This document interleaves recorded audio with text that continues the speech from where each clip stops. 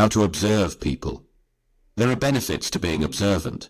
Observing people and using your findings could help you land your next job, catch someone in a lie, get people on your side in an argument, or win the romantic partner of your dreams. People are constantly, unwittingly, putting out telltale signals about who they are and what they want. You just have to know what to look for. If you want to learn how to make sense of people's body language, facial expressions and communication styles without letting on that you're watching, see Step 1 and beyond. Being more observant. 1. Don't be in a hurry. Do you tend to fly through your day, rushing from one task to the next without taking time to drink things in? Being observant takes practice, and it starts with the ability to slow down, stop, and watch. You can't do that if you're always in a hurry, and trying it once or twice won't cut it either. You can practice being more observant by slowing down in any given situation and taking time to smell the roses, so to speak. Start with your own family members. Do you have a habit of half listening when your partner or child tells you about his or her day? Put down your phone or tablet, face the person who's talking, and look him or her in the eye. Part of being observant is being a good listener. If you tend to breeze into your workplace every morning, saying hello without bothering to make eye contact, start taking a different approach. Stop and talk with your boss or co-worker for several minutes, giving them your complete attention. You'll notice so much more this way. Walking down the street, riding the subway, or moving through any public setting gives you the opportunity to practice being observant. Don't just look right through people. Look at them. Notice them. What do you see? 2. Get out of your head and be curious. Being constantly preoccupied with your own thoughts, desires, insecurities, and so on is a distraction from observing other people. For the sake of being more observant, put your own needs aside and concentrate on the other person. This takes practice, since thought patterns are actually habits that aren't easily changed. Be more aware of where your thoughts are leading and consciously focus on other people so you can observe them. If you walk into a party and are immediately concerned with finding the coolest person to talk to, getting to the bar ASAP, or finding the closest exit, you're not giving your brain the space to observe people. Take a step back and let yourself focus on other people. You'll have a better time that way too. When you're talking to someone face to face and you're worried about whether your lipstick is on straight and how your laugh sounds, you aren't being observant. Don't worry about yourself. Focus on the other person. You'll learn a lot more that way. 3. Don't be obvious. You're not going to get an accurate reading of someone if you make it clear that you're trying to interpret their every move. At best, the person will unconsciously start performing a little bit, projecting what they want you to see instead of the truth. At worst, the person will find your inquisitiveness annoying, or even intrusive. You should act like your normal self, even when your mind is making careful and calculated assessments. Don't stare. People will notice that something's up if you keep looking them up and down. Even if your brain is entirely focused on someone, make sure your eyes flick away when appropriate.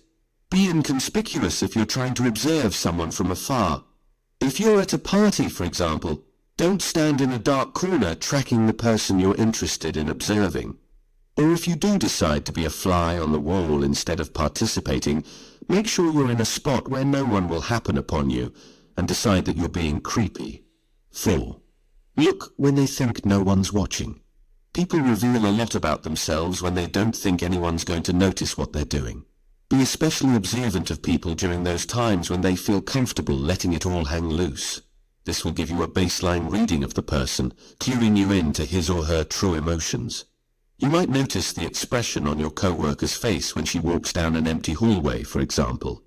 Pay attention to how people look after they're finished with a conversation, during that break, when they have a moment to themselves.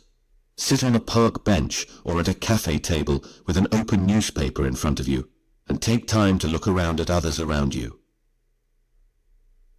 5. Notice differences. Once you have a baseline reading of someone, you can compare it to later behavior and note the differences.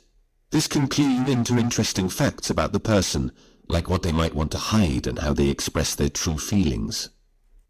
6. Take note of reactions. People's immediate reactions to different situations can be giveaways as to their true thoughts and feelings. While observing someone, notice his or her facial expression the moment he or she is given a piece of news. You can deliver the news yourself or watch as someone else delivers it and take note of what happens. For example, if you and your friends are out to dinner and one friend announces she just got a raise at work, observe other people's reactions. Someone who waits a beat before expressing congratulations might not be overjoyed to hear the news. Could jealousy be at play? 7. Look for patterns. Write down what you observe about people so you can begin to notice patterns. This can help you gain a deeper understanding of an individual, but it's also a good way to understand humanity at large. You'll start to pick up on the little details that betray people's preoccupations, desires, stresses, fears and weaknesses.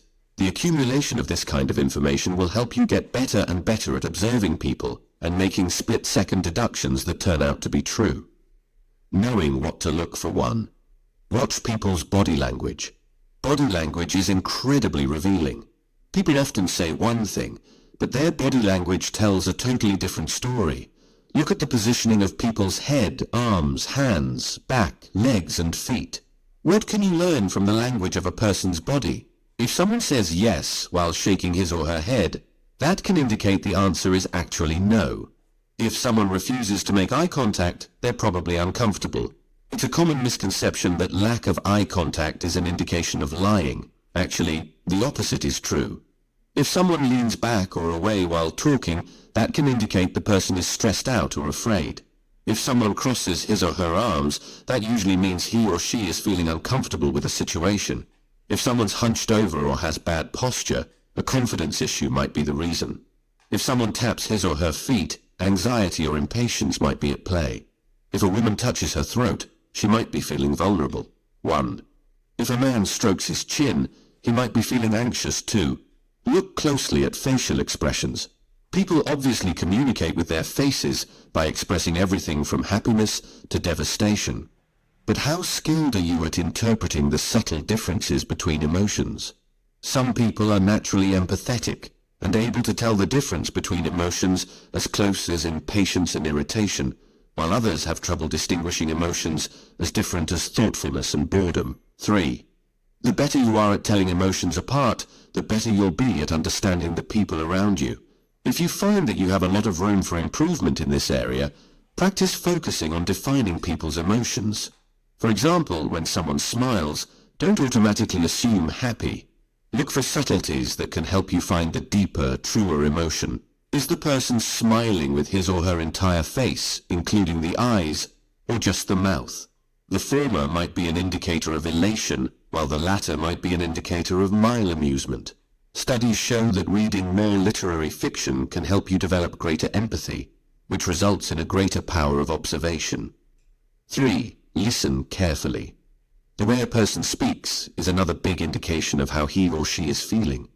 The pace, volume, and pitch of speech are all important factors.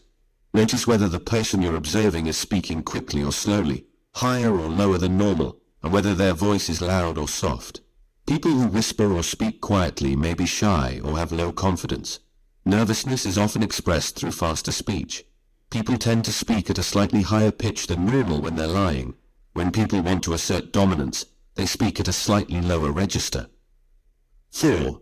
Monitor people's breathing. This is one of the easiest physical signs to observe, since it's something that most people can't control. Notice whether someone is breathing heavily or quickly, and whether their voice sounds breathy. When someone's breath quickens, it could indicate that they're feeling nervous or stressed out about the topic at hand. Heavy breathing may be a sign of health problems. It could also mean they're feeling attracted to someone, possibly you 5.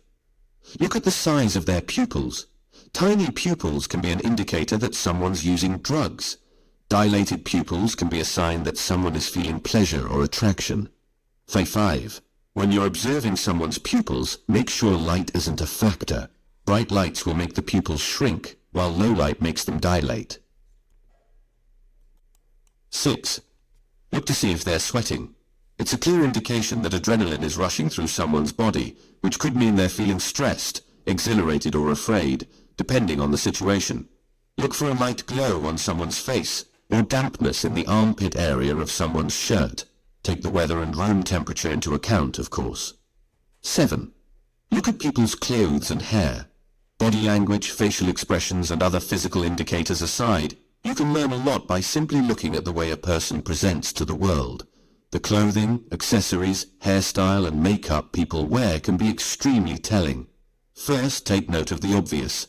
A person wearing an expensive business suit is probably a white-collar worker. A person wearing a cross around her neck is probably Christian. A person sporting a Grateful Dead t-shirt and Birkenstocks is probably a hippie. You get the picture. Look more closely for details about a person's life. The white hairs coating the cuffs of your co-worker's black pants. The dried mud caked on the bottom of someone's shoes. A person's nails bitten to the quick. A receding hairline masked with a careful comb-over. What do these subtle details add up to? 8. Notice people's habits. When you're observing someone over time, check out what makes that person unique. What does she read on the train every day?